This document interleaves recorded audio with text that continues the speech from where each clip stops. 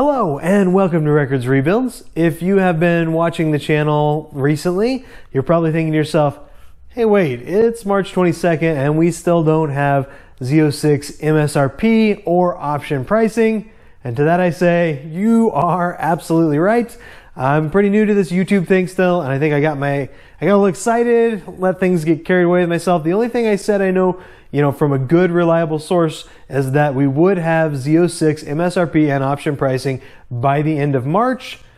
But it turns out since I said that, there have been a lot of good, reliable people around the internet that have said it's more like April. So could I have misunderstood the source there? I think that's possible. Take it for what you will. We'll just wait and see what happens. However, we did get the release of the 2023 Corvette order guide, just like we expected. Actually broke about 3 days early, but it did not have any Z06 information on it. So we're going to talk about, one thing on there that I think affects the Z06 that you might want to know about. We've got some pictures, so we'll go to that in just a little bit. And then also at the Corvette Corral at Sebring this past weekend, Harlan Charles in the question and answer session, some guys over at Mid-Engine Corvette Forum were able to get him to reveal some additional information that I think is really cool. So we'll go over that.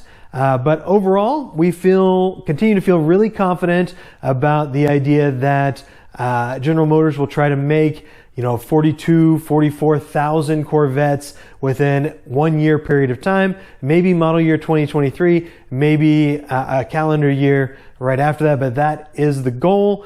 And we feel really confident about the idea that the C8 Z06 will not be in customer hands until third quarter. After we launched the video last week, both of those things were reconfirmed by Rick Conti, who certainly is a lot better connected source than I am.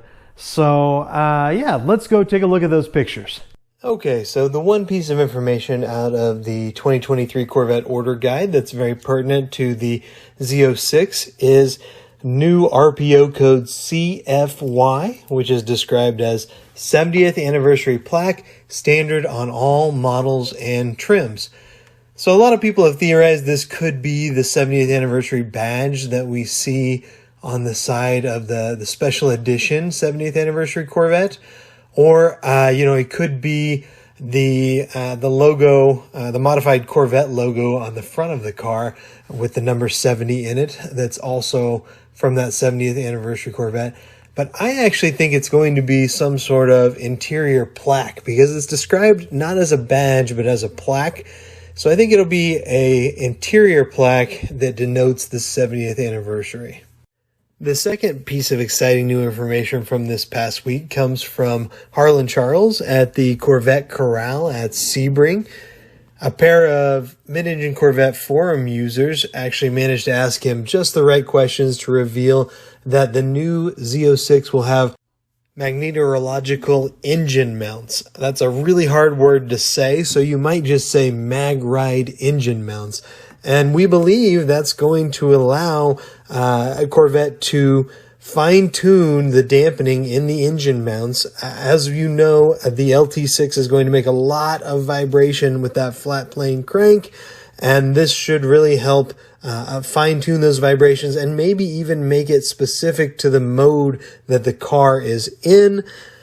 Porsche has done this, Ferrari has done this, Mercedes has done this in the past, and now it's coming to Corvette, which is really exciting.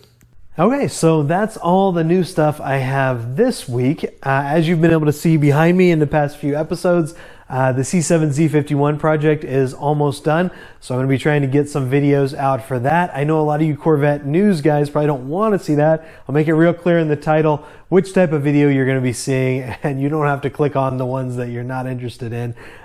So thanks again for watching, everybody, and we'll see you next time.